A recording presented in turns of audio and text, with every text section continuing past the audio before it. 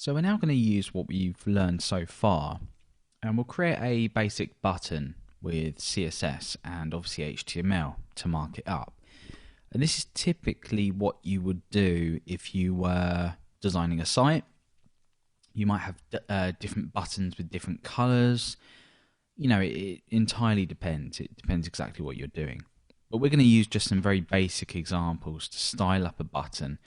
A plain button, then maybe a green button for a success button, and maybe a red button for a button that's for some kind of warning or something like that. You can do whatever. But let's take a look at how we would do this, and we're going to look at sort of multiple class selection as well. Because one of the things we need to aim for when we write CSS is how efficient we write the CSS. We don't want to duplicate anything, because duplication in any language when you're writing it is just unnecessary. It means more code to be downloaded and harder to maintain as well. So let's start with the basic premise of just having a button here. So I'm just going to say button or sign up, for example. It just makes it a little bit more relevant. And the href will just set to a hash. Now, you'll usually see a hash set in an href if JavaScript controls the action here. That shouldn't always be the case because JavaScript may not be available for some users. So it's always best to have, this going to signup.php or /signup. At least then the link is in the markup and everyone can access it. But just because this is an example and you'll see me do this quite a bit, I'm just going to put a hash in there just because we don't want it to link anywhere. So let's go ahead and add a class to this. Now we're going to add a class of button. That's all we're going to do. We're just going to say it's a button. So what we're now going to do is inside of main.css, we're going to target that class. And we'll look at multiple classes in a bit. Okay, so let's take a look at how it looks at the moment in the browser. It just looks like a link, pretty much. It has this default blue color, and when we click it, we've technically visited this link, so it's now this sort of purple color.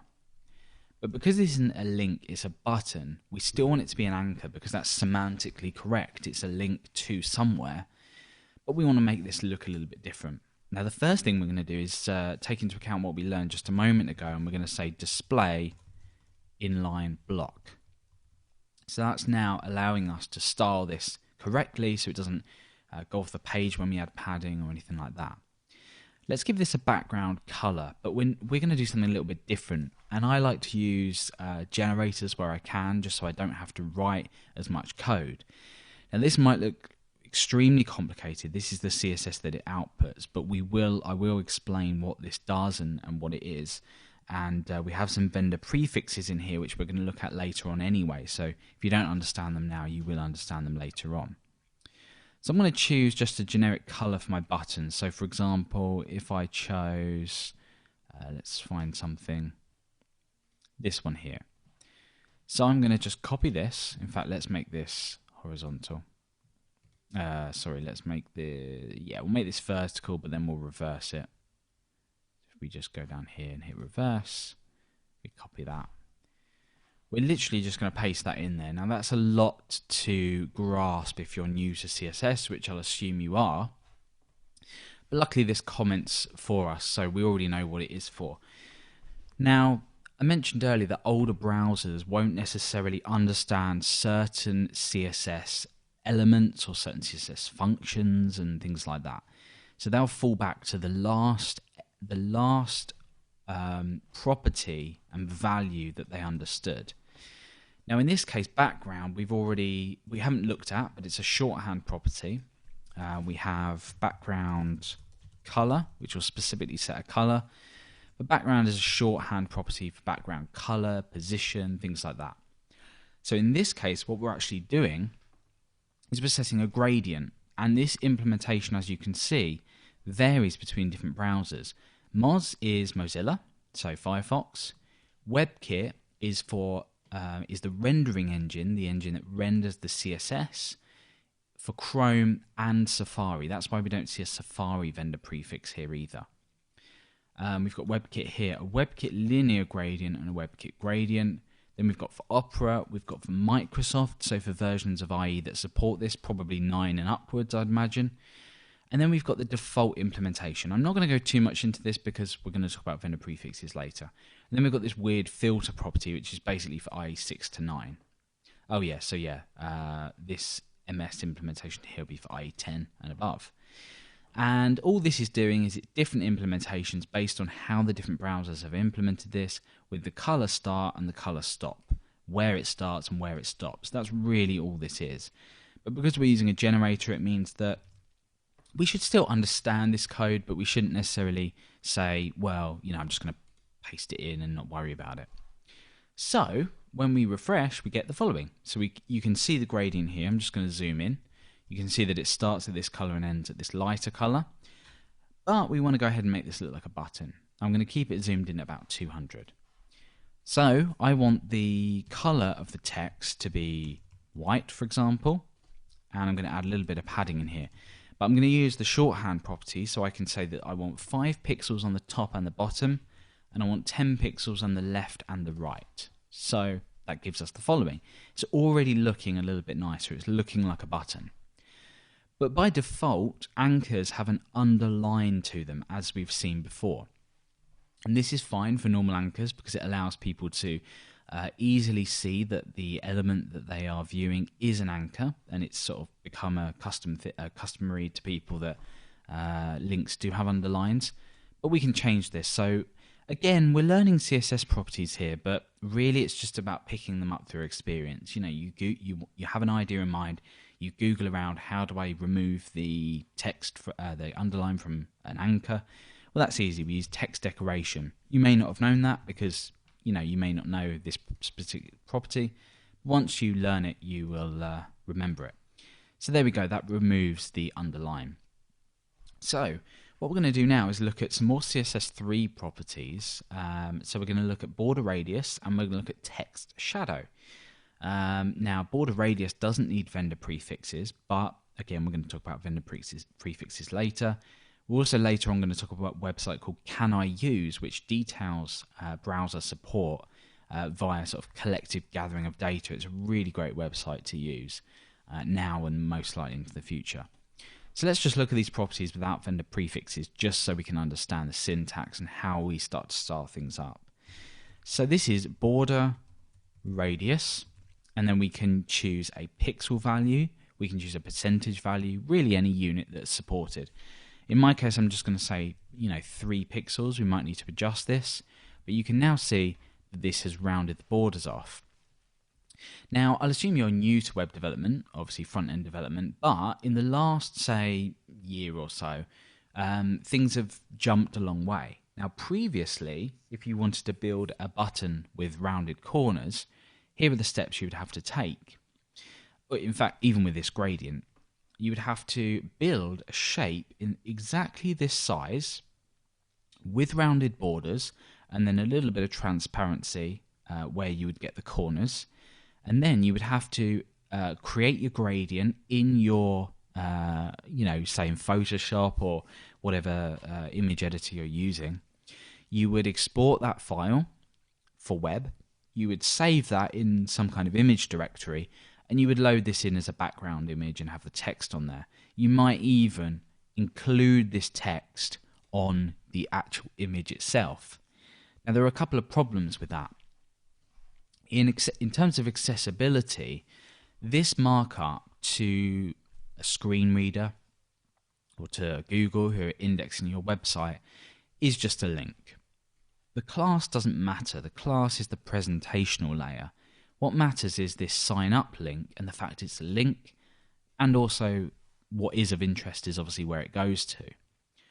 So if, for example, you removed all of this and replaced it with an image which looks like this in CSS, in HTML, and we'll be looking at these later, you would not have any text associated with it. You could have alt text, which is basically what describes the image in case the image isn't available. So you could say sign up, but it's still not a brilliant solution. So using a plain old anchor is absolutely perfect.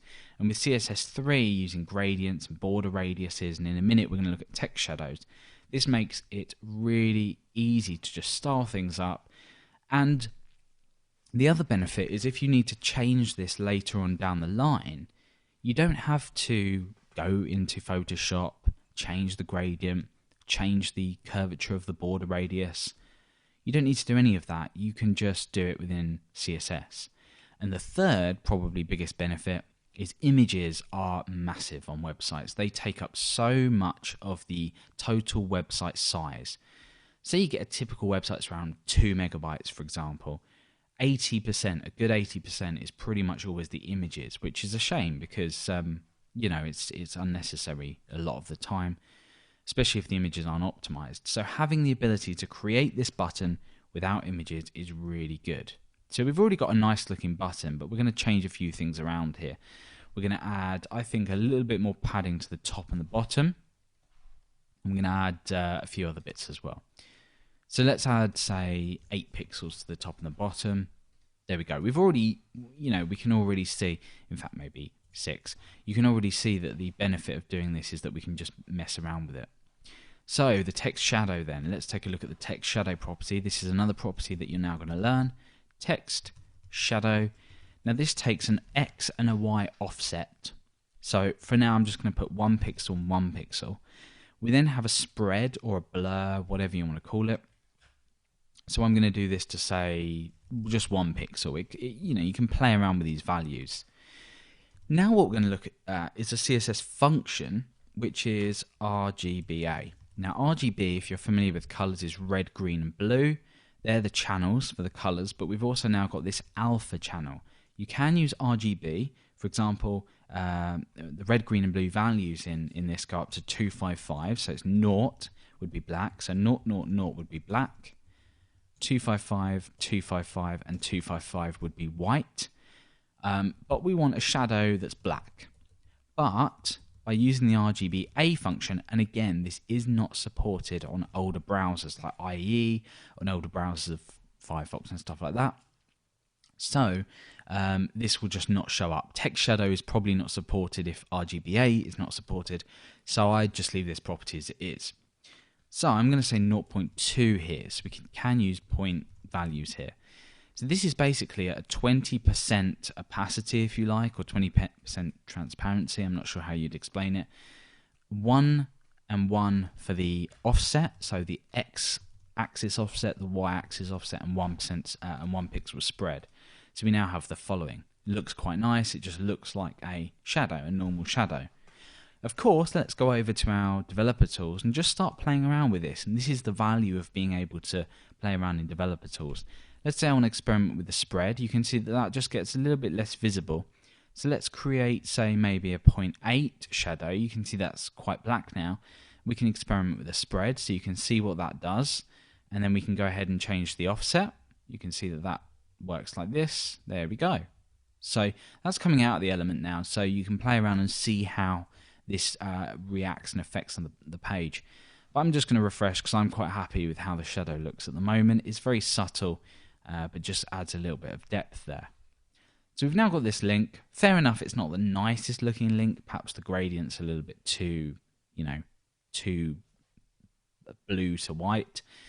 But either way, we've learned quite a bit about styling a particular element. And of course, you can play around with the gradients. You don't even have to have a gradient, to be honest. You could just go ahead and get rid of this. And you could get rid of this comment, obviously. And you could just have a solid color like that. And what you could then do is maybe say, well, I want this to follow current design trends. Now, depending on when you're watching this video, that could be anything. But I'm going to set a border radius of 2. And I'm going to set a border bottom. In fact, we'll get rid of the border radius. So I'm going to set the border bottom to 2 pixels or 4 pixels, solid and slate grey, for example. And that would give us something like the following. In fact, that looks horrible. Let's go over to here and let's just darken this a little bit and grab the hex value and paste that in there. Remembering to put our hash in. Now, it's good practice to use lowercase when you have a letter inside of your hex value, just as a little tip. So there we go. I'm just going to reduce that down to about 2 pixels. And there we go. We've got a sort of flat design looking button thing. But we're not going to stop there, because we're going to do a few things just to make this a little bit more flexible. So we've got our generic button, but what happens if we want a button that's blue, we want a button that's red? Now I'm going to categorize these under types. So I'm going to say this is a button and this is going to be primary. So what I'm going to do is I'm going to say to myself, well, what stays the same here for button primary? And if I change the background color to, say, a lighter color, the text, I'm not going to want the text to be white, am I? So I'm going to take this and put it there. So essentially here it's the colors that we're dealing with. I'm going to get rid of these and I'm going to say dot button dot primary. Now what this means is target the class with button that also has the class of primary. And in HTML we separate these with a space. So essentially this has a class of button and it also has a class of primary as well. You could even, if you wanted to be a little bit more correct, categorize this as button hyphen primary. So I'll do that now, button hyphen primary. You could in fact even just get rid of button like that then. But I like to keep these in just because it shows the categorization. So that still works in exactly the same way. But what happens if we had, say, a secondary button? Well, we can just do the same thing, button, button, secondary. And let's go ahead, let's pop over to this website and just choose a different color. Let's grab maybe a green color or something like that. Yeah, this one will do. So let's just grab the hex value for that. And we'll close this off now because we don't really need it. So the button secondary is going to be, in fact, we do need that. So let's pull that back up. Okay, and we'll go back over to this color here just so we can grab a darker version. So the background color for this is going to be hash and that. I'm actually going to change this property here to background color. There we go. And we're going to change the color as well. We could keep this as white, to be honest. That would probably be the best bet. But like I said, if this was a lighter color, you would obviously change the color. And let's keep the ordering of these the same as well, just so it's easier to see. And we want the border bottom on here. So we're going to say border bottom is 2 pixels, solid. And we're going to change this in just a moment because this is repetition of code, even though it doesn't really look like repetition of code. So let's grab a darker version of this green. Slightly darker. And let's set that there with obviously our hash in front. And let's change that B to a lowercase b. Cool. So that's the same because we've not changed any classes, but now all I need to do is switch the color of this button. It's a button secondary instead. And there we go, we get our secondary color for our button. The border's a little bit the same color, but you get the idea of things. So I mentioned a moment ago that we're still repeating code, even though it doesn't look like we're repeating code. Why are we repeating code? Well, we basically have the border bottom here set to 2 pixel and solid for both the primary and the secondary element. We know we want to control the color, we know we want to control the color here, the background color here, and we want to control the border color, but we don't necessarily need to repeat this.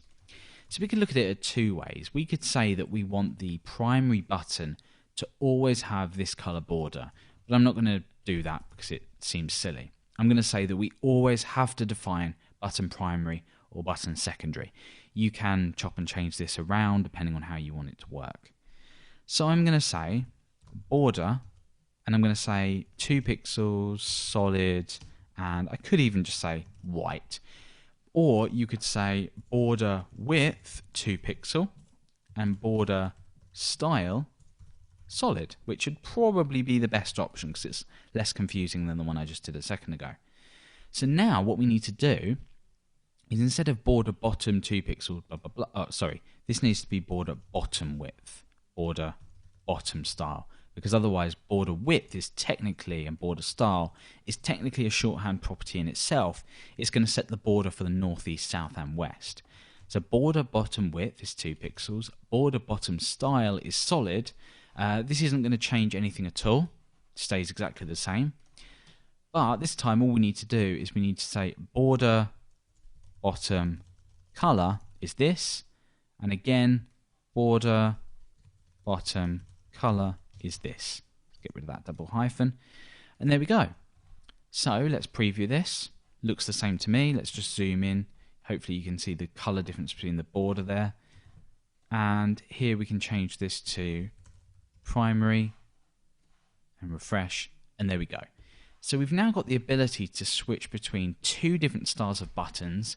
It's easy to extend because you can just copy this, paste it and add a third button or add a alert, which could be a red color, and you can just chop and change the colors. It's easy to see, it's easy to read, and it's easy to maintain, and we're using as little as code as possible.